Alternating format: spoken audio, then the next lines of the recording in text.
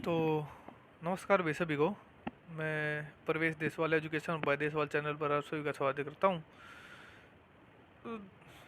HSSC में भाई अपना एक भाई गया हुआ था, टेक्निकल वाला। तो वहाँ तैयारियाँ जोरों शोर से चल रही हैं अब के आने वाले एग्ज़ाम्स की।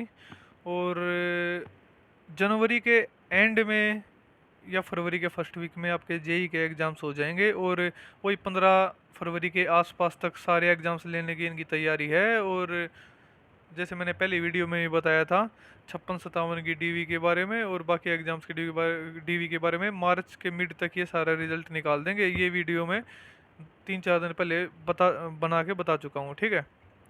अब आप बात करते हैं कल के केस की। तो कल भाई पिटिशनर को ऐड करने के लिए केस किया गया था, ठीक है। और ये कल इकट्ठी दो केसों की सुनवाई थी। एक तो शायद 105 नंबर पे था और 120 नंबर पे था। चीफ जस्टिस की कोर्ट में लगा हुआ था, रूम नंबर 1 में। तो भाई वहाँ पर सरकार की तरफ से एजी और चेतन मित्तल भी गए हुए थे, कल भी गए हुए थे चेतन मित्तल। अब जितने भी केस होंगे ना इनके एचएसएससी के सीईटी के रिगार्डिंग, हर एक में चेतन मित्तल जाएंगे और लगभग ये सारे केस ही जीत के आएंगे। तो भाई मैं आपको बताऊं कल क्या कुछ हुआ। देखो, एक तो कल हम कोर्ट में नहीं थे, तो वहाँ की मतलब किसी की भी बात पर भरोसा नहीं कर सकते, कौन सच बोल रहा है कौन झूठ बोल रहा है, ठीक है। हाँ, ये जो जो मतलब मैं बता रहा हूँ वो सुनने में आ रहा है कि क्या हुआ। जो ग्रुप वाइज और रिवाइज रिजल्ट को है, वो केस लगभग लगभग कमज़ोर हो चुका है। कल फैसला तो नहीं हुआ उसके ऊपर, पर वो कमज़ोर ज़रूर हो चुका है। और आगे आने वाली जो 22 अप्रैल की डेट है, मतलब जो कोर्ट ने दे रखी है, पहले अर्ली हियरिंग करवा लेंगे वैसे। ये जो 22 अप्रैल की डेट है उस पर निपट जाएंगे ये। और चेतन मित्तल सर जैसे और भी वकील आएंगे इनकी तरफ से, तो ये सारे केस निपट जाएंगे। आपको टेंशन लेने की बिल्कुल भी ज़रूरत नहीं है, ठीक है। और जो ये इसको पिटिशनर को लेके केस था वो डिस्पोज ऑफ कर दिया गया है, दोनों को ही डिस्पोज ऑफ कर दिया गया, 105 और 120 वाले को।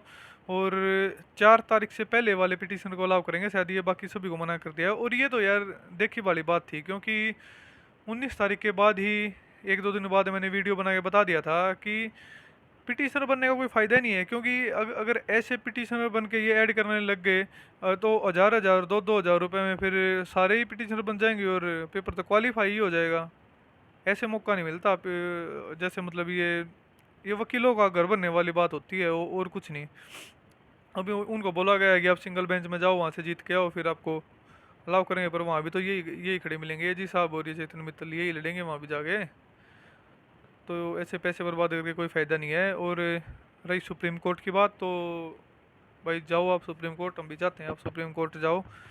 क्योंकि अब नहीं तो फिर आप बाद में जाओगे, एक बार तो आपको जाना ही है। अब इंटरिम रिलीफ पे आप सट्टे लेके आओ, हम भी चाहते हैं। और फिर उसके बाद हाई कोर्ट में मैटर आए, और हाई कोर्ट में फिर अर्ली हियरिंग हो जाएगी। हमको ना तो सरकार को कहना पड़ेगा, ना ना किसी और को कहना पड़ेगा, आपकी हेल्प से अर्ली हियरिंग हो जाएगी और जल्दी मामला निपट जाएगा, ठीक है। और वो तो सबको ही पता है कि क्या रहेगा, पर जल्दी मामला निपट जाएगा आपके सुप्रीम कोर्ट में जाने से। यही कहना है भाई। बाकी अगले सीटी की तैयारी कर लो, जिसको ये मतलब ये लगता है कि आगे सीटी आएगा और वैकेंसी आएंगे, तो अगले सीटी की तैयारी कर लो। और जिसको ये लगता है कि अभी भी मतलब वही बात है, भागते भूत की लंगोटी से ही, तो अगर वो वाली बात लगती है तो लगे रहो भाई ऐसे ही। और इसमें भी पढ़ना तो पड़ेगा ही, अगर बाय चांस आपकी भी मान लीजिए पेपर दोबारा होंगे तो पढ़ना तो इसमें ही पड़ेगा, ठीक है। अब कुछ भाई हैं भाई जो मतलब मेरी पुरानी वीडियो थी जो उस पर मतलब कमेंट कर रहे थे।